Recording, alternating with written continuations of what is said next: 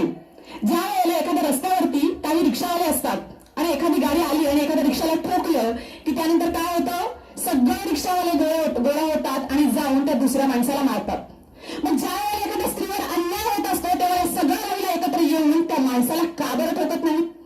जर तुम्ही याला ठोकलं तर काय हिंमत त्याची पुढच्या वेळेला दुसऱ्या स्त्रीवर हात उचलण्याची? पण असं का होत नाही? माझ्या सगळ्या महिला एकत्र का येत नाहीत? आजचं युग धावपळीचं युग बनलेलं आहे. आज आपल्याला प्रत्येक गोष्टींसाठी रात्रीच्या वेळेस बाहेर राहणं गरजेचं असतं. आणि मग माझी आई म्हणते, म्हणजे माझ्या सगळ्याच बहिणींच्या मैत्रिणींच्या आई म्हणत असते, 7च्या आत घरात ये बाळा. का घरात ये असा प्रश्न विचारल्यानंतर मग माझ्या माता उत्तर देतात, कसं आहे, तू घराच्या बाहेर राहिलीस ना की तुझ्यावरती बलात्कार होऊ शकतो, तुझ्यावरती एखादा अन्याय अत्याचार होऊ शकतो, म्हणून तू 7च्या आत घरात ये. पण तुझा मुलगा 12 वाजेपर्यंत बाहेर असतो तर एखाद्या मुलीवरती अत्याचार अन्याय करेल, तिच्यावर बलात्कार करेल, म्हणून त्या मुलाला का तू घरात बोलवत नाहीस?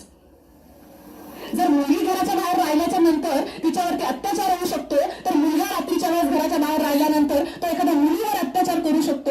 हा विचार माझ्या मातेच्या मनात का बरं येत नाही? ह्याचा विचार होणं गरजेचं आहे. स्त्री आणि पुरुष हे समाजाचे एक घटक आहेत.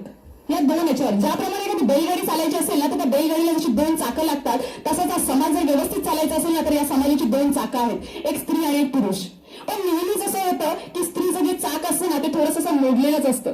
म्हणूनच आजही ही समाजरूपी गाडी काही व्यवस्थित चालत नाही. आज प्रत्येक वेळेला माझ्या बहिणींना दोष दिला जातो की माझ्या बहिणी ज्या प्रकारचे कपडे घालतात, ज्या प्रकारे त्यांचं ड्रेसिंग असतं, त्यामुळे त्यांच्यावरती अत्याचार होत असतात. पण मला हे म्हणायचंय की आताच आपण पाहिलं की लोणावळ्यातली घटना आहे की 4 वर्षाच्या मुलीला जे सोडत नाहीत किंवा 70 वर्षाच्या म्हातारीला जे सोडत नाहीत, त्यांच्या आपण मानसिकतेचा काय विचार करणार हो? एक तर आहे, जरी बलात्कार हा आपल्या कपड्यांमुळे होत नसला पण तरी सुद्धा जी काही हॅरेसमेंट असते, म्हणजे आपल्यावरती जी टिंगल केली जाते, त्याला आपले कपडे देखील जबाबदार असतात. हो, आपणच विचार करा ना, समोरून जर एक साडीमध्ये असणारी, एक शॉर्ट्स मध्ये असणारी आणि एक पंजाबी मध्ये असणारी मुलगी जर असेल ना तर आपण सगळ्या मुली सुद्धा पहिल्यांदा त्या शॉर्ट्स मधल्या मुलीलाच बघतो. पण आपण ज्या वेळेला आपण आपले कपडे घालतो त्यावेळेला आपणही विचार करण्याची गरज आहे की मी घातले ते कपडे माझ्या आईने घातले तर मला आवडतील का? हा विचार करूनच आपण ते घातले गेले पाहिजे. स्त्रीला पुराणापासूनच बदनाम करण्यात आलेला आहे. रामायण महाभारत मला स्त्रियांमुळे घडलं, पण मला सांगायचंय त्या स्त्रियांमुळे घडलं नाही तर त्या स्त्रियांनी घडवलं स्वतःचा स्वाभिमान जपण्यासाठी. आजही ज्या वेळेला वेळ येते त्यावेळेला आपल्या स्वाभिमानासाठी जागा होऊन आपल्याला या गोष्टी करण्याची गरज आहेच. ज्या वेळेला आपल्याला मुळात सेक्शुअल हॅरेसमेंट या गोष्टी जेव्हा बघितल्या जातात ना त्यावेळेला आपल्याला सेक्शुअल हॅरेसमेंट म्हणजे काय या गोष्टी माहीत नसल्या कारणानं आपण बलात्कारावरच फक्त जातो की बलात्कार झाला म्हणजे सेक्शुअल हॅरेसमेंट झालं.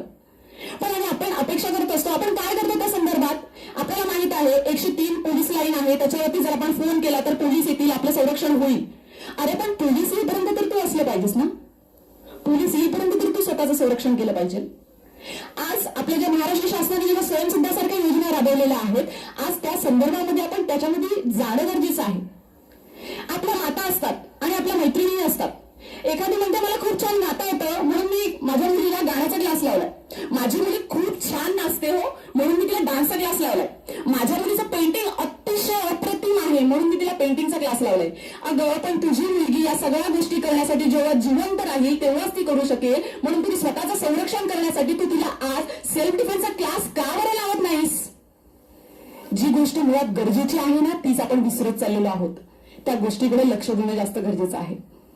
पोलीस, आपलं शासन, सगळ्या गोष्टी आपल्यासाठी आहेत, पण आपण स्वतःचं संरक्षण करणं हे जास्त गरजेचं आहे. मॅडमने म्हटल्याप्रमाणे मी जास्त वेळ घेत नाही, पण जाता जाता एकच म्हणेन, कुठवर तू रडायचं, कुठवर तू असंच रडत बसायचं भिऊन या करंट्या समाजाला, कुठवर तू असंच रडत बसायचं भिऊन या करंट्या समाजाला. मोडून टाक जुनी परंपरा, घडव कर्तृत्व स्वबळावर, मोडून टाक जुनी परंपरा, घडव कर्तृत्व स्वबळावर. स्वाभिमान बाळग तू स्त्रीत्वाचा, स्वाभिमान बाळग तू स्त्रीत्वाचा आणि क्षितिजावर चमकू दे प्रकाश स्त्री कर्तृत्वाचा, स्त्री कर्तृत्वाचा, स्त्री कर्तृत्वाचा. धन्यवाद. सॉरी माझ्या